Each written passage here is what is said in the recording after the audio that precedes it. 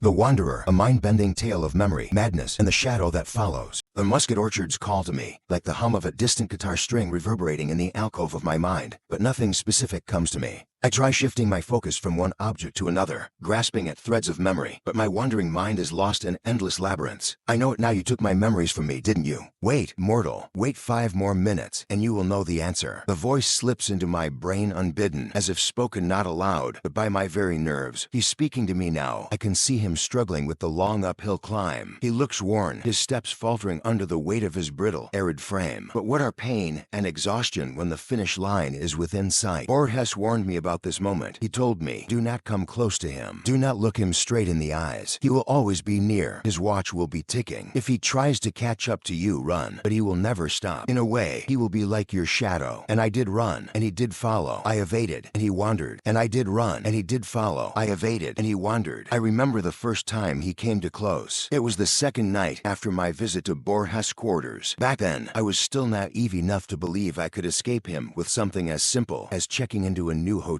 That night, I chose a shabby place just a few minutes from work, a place I thought would give me the space to think things through. It didn't. My room B6 was on the basement level. I stumbled through the dark corridor, fumbling with my keys, uneasy, but determined to dismiss the invisible weight pressing on my chest. I ignored the warnings humming through my mind. The lock clicked, the door creaked open, and I stepped into the stale air of my rented sanctuary. Yellow streetlights streaked through the narrow window, cutting the darkness into neat slashes across the dusty carpet. The smell of damp and spider webs clung to my nostrils. He was there, sitting on the edge of the bed. A rope dangled from his hand, and a white blanket shrouded his head like a burial veil. I froze. My body refused to obey me. Every pore on my skin seemed to burst as sweat poured out in torrents. With one hand twisted behind me, I clawed for the doorknob, frantic to escape. The hinge creaked as he stood, groaning like a man carrying the weight of centuries. His shadow fell on me.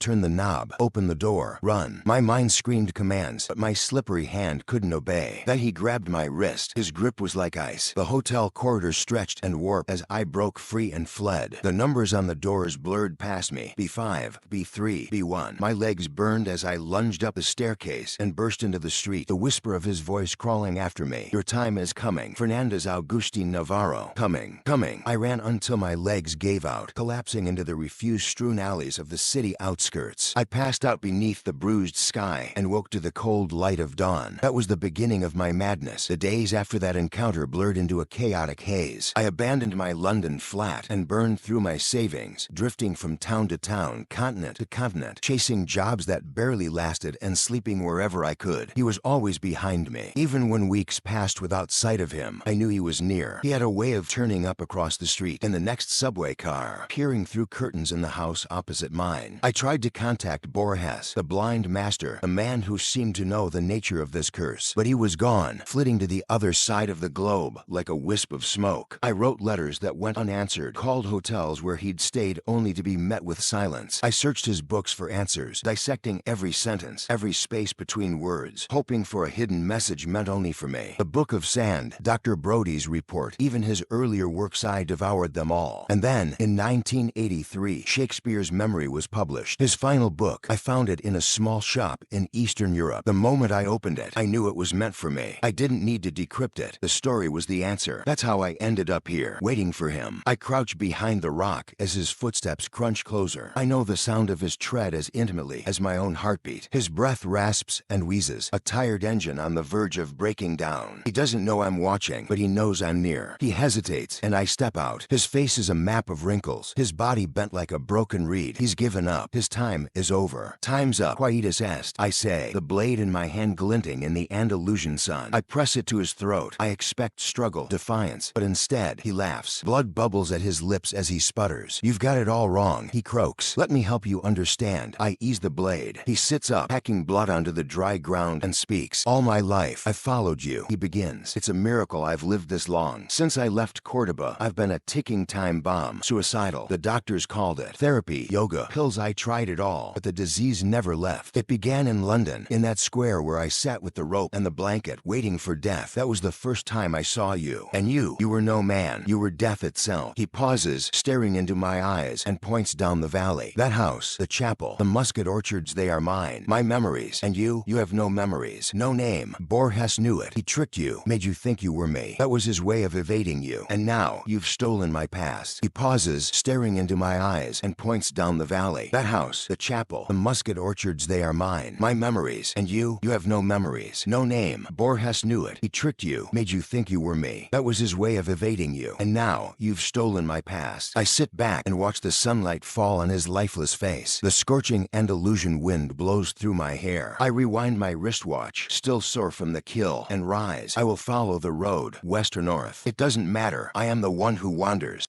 Subscribe for more.